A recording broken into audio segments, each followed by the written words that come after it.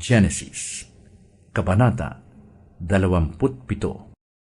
Si Isaac ay matanda na at halos hindi na makakita, kaya ipinatawag niya si Esau, ang anak niyang panganay.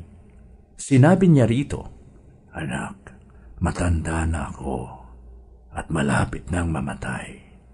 Pumunta ka sa parang at mangaso. Ihuli mo ako ng hayop at lutuin ang putaheng gusto ko. Pagkakain ko'y igagawad ko sa iyo ang aking basbas bago ako mamatay." Nakikinig pala si Rebecca samantalang kinakausap ni Isaac si Esau. Kaya't nang umalis ito upang sundin ang pili ng ama, tinawag ni Rebecca si Jacob at sinabi, "Narinig ko ang sinabi ng iyong ama kay Esau. Ihuli mo ako ng hayop at lutuin mo para sa akin. Pagkakain ko, babasbasan kita sa harapan ni Yahweh bago ako mamatay. Kaya't ganito ang gawin mo, anak. Kumuha ka agad ng 2 kambing na mataba at iluluto ko para sa iyong ama. Ipaghahanda ko siya ng pagkain gustong-gusto niya at ipakain mo sa kanya upang ikaw ang mabigyan ng basbas bago siya mamatay."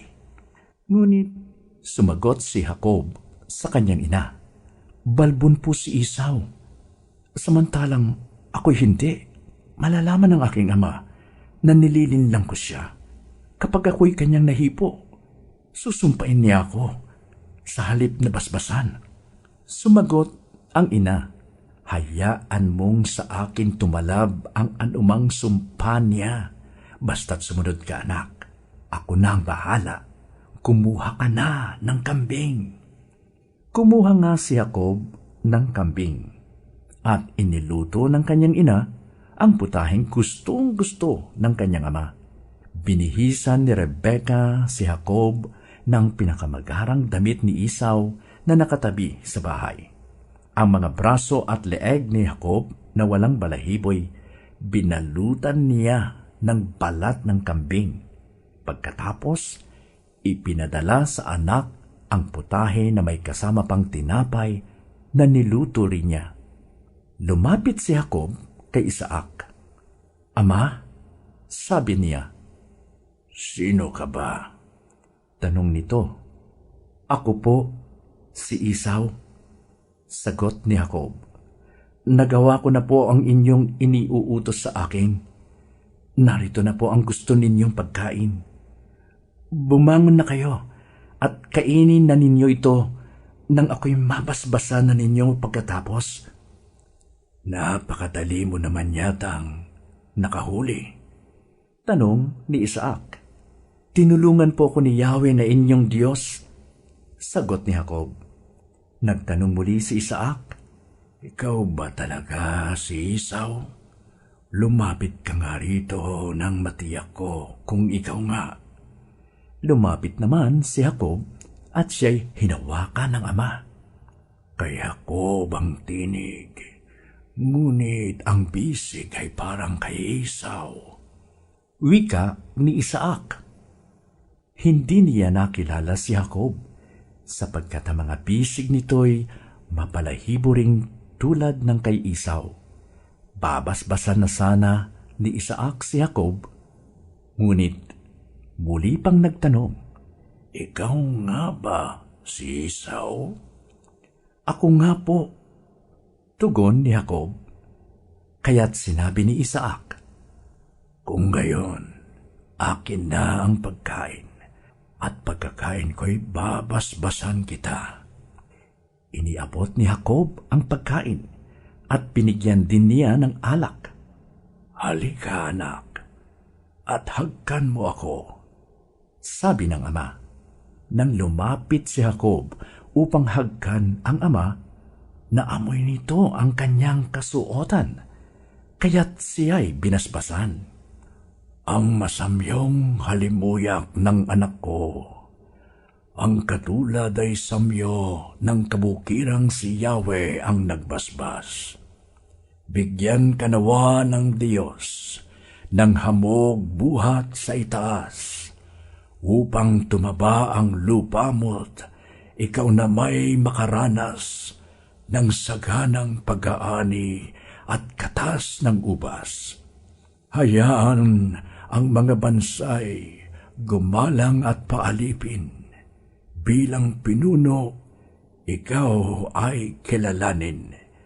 Igagalang ka ng mga kapatid mo. Mga anak ng iyong ina ay yuyuko sa iyo. Sila nawang sumusumpa sa iyo ay sumpain din, ngunit ang nagpapala sa iyo ay pagpalain. Matapos igawad ni Isaac ang kanyang basbas, umalis si Jacob. Siya namang pagdating ni Esau na may dalang usa. Niluto niya ito ng masarap at dinala sa ama. Sinabi niya, "Maupo kayo, ama, at kainin ninyo ang dala kong pagkain upang ako'y inyong mabasbasan." "Sino ka ba?" tanong ni Isaac. "Si Esau po, ang inyong panganay," tugon naman niya. Nanginig ang buong katawan ni Isaac. Sabi niya, "Kung gayoy, sino ang naunang nagdala sa akin ng pagkain? Katatapos ko lang kumain nang ikaw ay dumating. Binasbasan ko na siya at tataglayin niya iyon magpakailanman." Humagulgol ng iyak si Esau nang marinig ito at nagmamakaawa. "Basbasan din po ninyo ako, ama." Ngunit sinabi ni Isaac, "Nilinlang ako ng iyong kapatid, kaya nakuha niya ang basbas ko para sa iyo." Nagsalita si Esau, "2 beses na niya akong dinaya. Kaya pala Jacob ang kanyang pangalan. Kinuha na niya ang aking karapatan bilang panganay, at ngayon inagaw niya pati ang basbas na ukol sa akin. Wala na ba kayong nalalabing basbas para sa akin?" "Wala na akong magagawa, anak," sagot ni Isaac. "Siya ay Panginoon mo na ngayon. Ginawa ko ng alipin niya ang kanyang mga kamag-anak. Ipinigay ko na sa kanya ang kasaganaan sa pagkain at inumin. Kaya wala nang lalalabi para sa iyo." Ngunit patuloy na nagmamakaawa sa kanyang ama si Esau. "Talaga bang iisa lang ang inyong basbas, ama? Basbasan na rin ninyo ko." At patuloy siyang nanangis. Sinabi ni Isaac sa kanya, "Ang magiging tahanan mo'y malayo sa kasaganaan, pati hamog mula sa langit, ika'y pagkakaitan. Tabak mo ang iyong ikabubuhay, kapatid mo'y iyong paglilingkuran, upang kalaya ay iyong makamit. Kailangang ikaw ay maghimagsik." Namuhi si Esau kay Jacob, sapagkat ito ang binasbasan ng kanyang ama. Kaya't ganito ang nabuo sa kanyang isipan: "Pagkamatay ng aking ama, at ito'y hindi na magtatagal, papatayin ko si Jacob." May nakapagsabi kay Rebecca tungkol sa balak ni Esau, kaya't ipinagbigay alam niya agad ito kay Jacob. Sinabi niya, "Anak, binabalak ng iyong kapatid na patayin ka upang makapaghiganti siya. Makinig ka sa akin, anak. Umalis ka kaagad. Pumunta ka sa Haran at doon ka muna tumira sa aking kapatid na si Laban. Doon ka muna hanggang hindi humuhupa ang galit ng iyong kapatid. Malilimutan din niya ang ginawa mo sa kanya. Hayaan mo't pababalitaan kita kung maaari ka nang bumalik.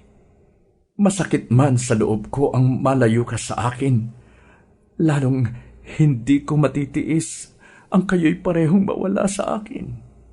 Sinabi ni Rebecca kay Isaac, "Hirap na ang loob ko sa mga dayuhang asawa ni Esau. Kapag Heteya ring tulad nila ang napangasawa ni Jacob, mabuti pang mamatay na ako."